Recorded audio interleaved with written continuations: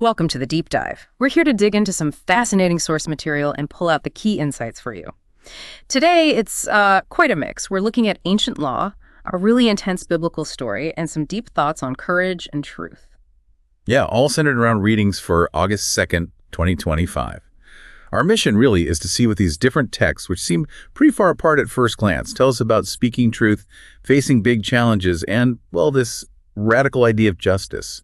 Should be interesting. Absolutely. It's a rich set of sources. We've got Leviticus, the Psalms, a key story from Matthew's Gospel, and that daily reflection piece tying things together. And what's striking, as you said, is how these ancient words still speak so directly to, well, to us today, about society, about personal conviction. Okay, let's jump in. First stop, the book of Leviticus. And this idea of the Jubilee year, it's pretty groundbreaking stuff, isn't it? Oh, definitely. Leviticus 25 lays it out. Basically, after 7 sets of 7 years, so 49 years, the 50th year was declared sacred. It kicked off on the Day of Atonement, a huge deal back then, with a trumpet blast across the whole land. A trumpet blast for what, exactly? To proclaim liberty in the land for all its inhabitants. That was the core message. Liberty meaning? Meaning people returned to their ancestral property. If you'd lost your land, you got it back. People returned to their families, their roots. It was a massive social and economic reset. And it even affected farming. That year, you couldn't sow or reap in the usual way. You just ate what the fields produced naturally. Okay, wait. So if you bought land, you didn't actually own it forever? Exactly. That's the radical part. Land sales were essentially long-term leases. The price was based on the number of harvests left until the next Jubilee. Leviticus is really clear. It is really the number of crops that he sells you. It wasn't about permanent ownership in our sense. And there's a command tied to this. Yes, a very direct one. Do not deal unfairly then, but stand in fear of your God. It links this economic system directly to reverence for God and ethical dealing. Wow. So, okay, let's pause here for you, the listener. Think about this. An ancient law mandating a societal reset every 50 years. What does that Jubilee idea suggest about fairness, about economic justice? How does it make you think about our modern ideas of owning things, of wealth building? It's almost like an ancient challenge to our status quo. It really is. Yeah. It suggests that maybe ultimately the land, the resources belong to God, and humans are more like stewards, right? Temporary caretakers.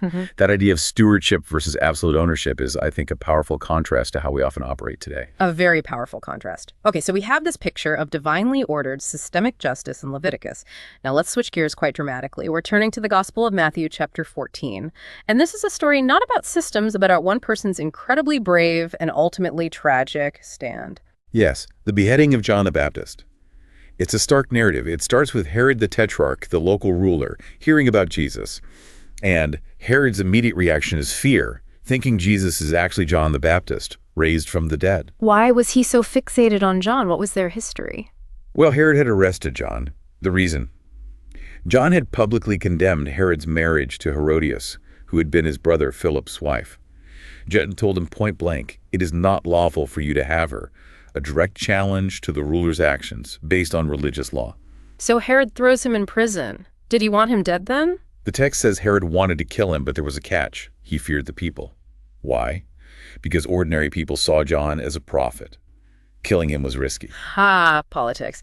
So what happens next? The story takes a turn at a party, right? A very dramatic turn. At Herod's birthday feast, Herodias' daughter dances, and Herod is absolutely thrilled by her performance. So much so that he makes a rash oath sworn publicly to give her anything she asks for, anything at all. Oh no, you can see where this is going. Indeed. The girl goes to her mother, Herodias, who clearly saw her chance. Herodias tells her daughter exactly what to ask for.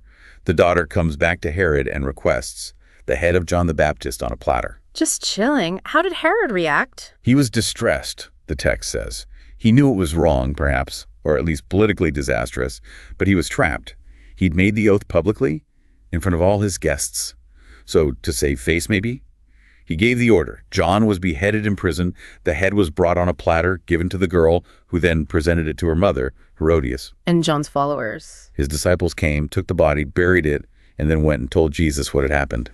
A grim ending to a courageous life. It really makes you think. John knew speaking out against Herod was dangerous. He wasn't trying to change a system like the Jubilee. He was just stating the truth as he saw it, regardless of the king's power. That's a really important distinction. The Jubilee is about God's law shaping society. creating a just structure. John's act is about personal faithfulness to God's law, even when it means confronting power directly and facing death.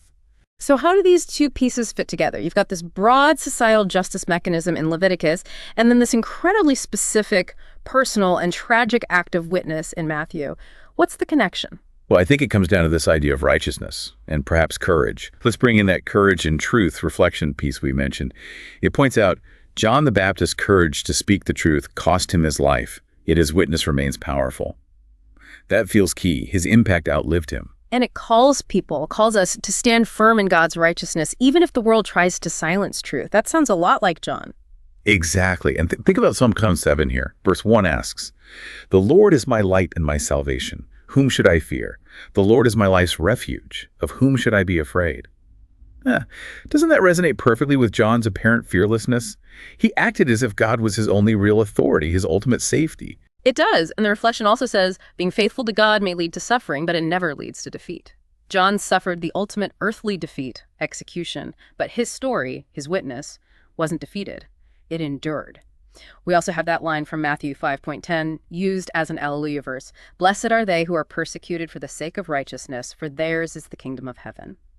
It's like a direct commentary on John's faith, isn't it? It reframes persecution as a form of blessing in a way. Precisely. It connects suffering for doing right directly to God's kingdom.